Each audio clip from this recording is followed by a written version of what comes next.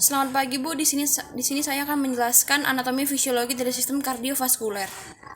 Dengan nama saya Grace Hansela Tampu Bolon dengan NIM 0320210024. Sistem kardiovaskuler merupakan satu sistem organ untuk memindahkan zat menuju sel-sel tubuh manusia. Sistem kardiovaskuler ini terdiri dari jantung dan pembuluh darah.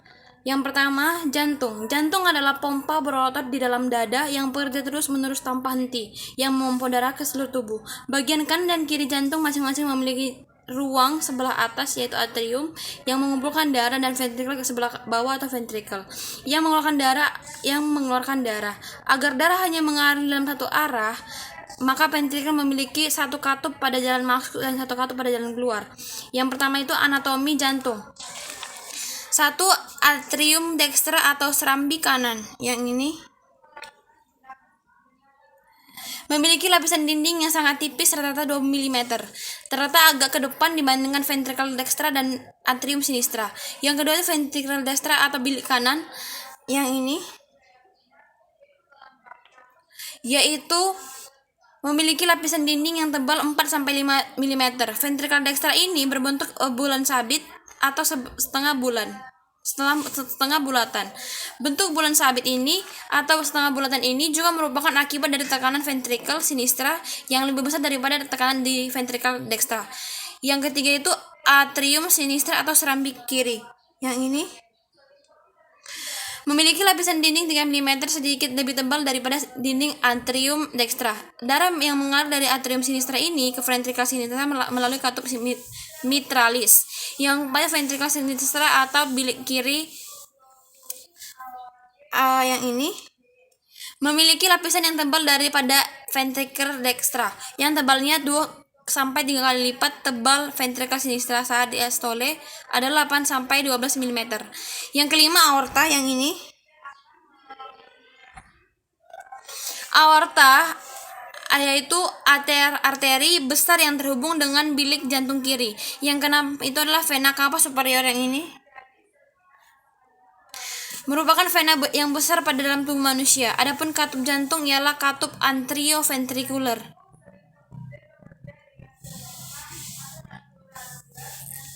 Yang ketujuh itu adalah vena cava inferior. Yang ini merupakan vena yang besar dalam tubuh manusia.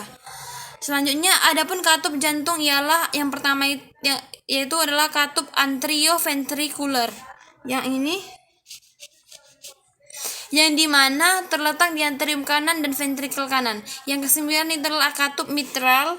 Yang ini adalah katup yang letaknya di atrium kiri dan ventrikel kiri. Yang kedua, pembuluh darah.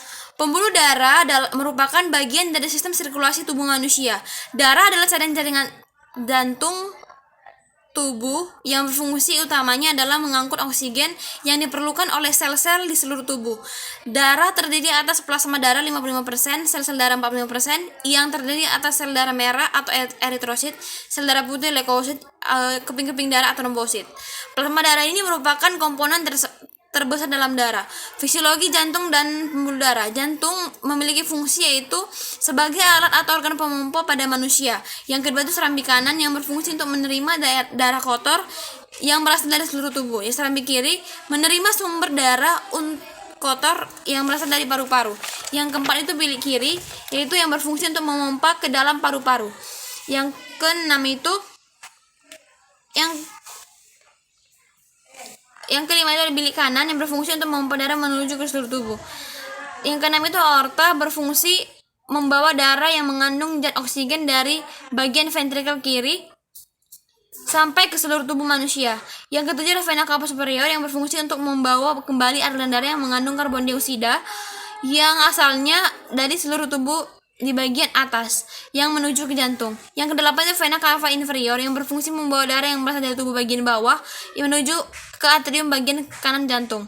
Adapun fisiologi atau pada jantung ialah katup anterioventricular itu adalah berfungsi membuat darah cuma bisa mengalir dari atrium menuju ventrikel. Katup mitral itu berfungsi untuk mencegah agar darah yang sudah ada pada ventrikel kiri kembali pada atrium kiri. Adapun mekanisme atau perjalanan darah ialah pada manusia adalah Yang pertama terbagi menjadi dua. Yang pertama itu sistem peredaran darah besar atau sistemik.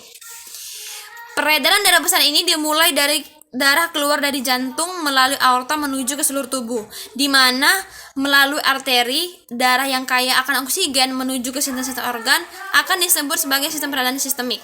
Dari sistem organ vena membawa darah kotor ini ke vena kotor ini menuju ke jantung. Vena yang berasal dari sistem organ bagian atas jantung akan memiliki bilik kanan melalui vena cava inferior. Sementara vena yang berasal dari sistem organ bagian bawah jantung di bawah oleh vena cava posterior. Darah kotor ini dari bilik kanan akan dilarikan ke selarabi kanan. Selanjutnya akan dipompa ke paru-paru melalui arteri pulmonalis, di mana arteri pulmonalis ini merupakan suatu keunikan dalam sistem peredaran darah manusia karena merupakan satu-satunya arteri membawa darah kotor atau darah yang mengandung CO2.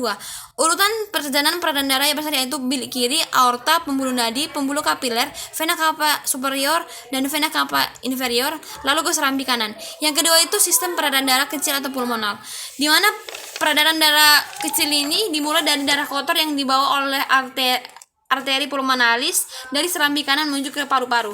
Dalam paru-paru, tepatnya pada alveolus, terjadi pertukaran antara O2 dan CO2.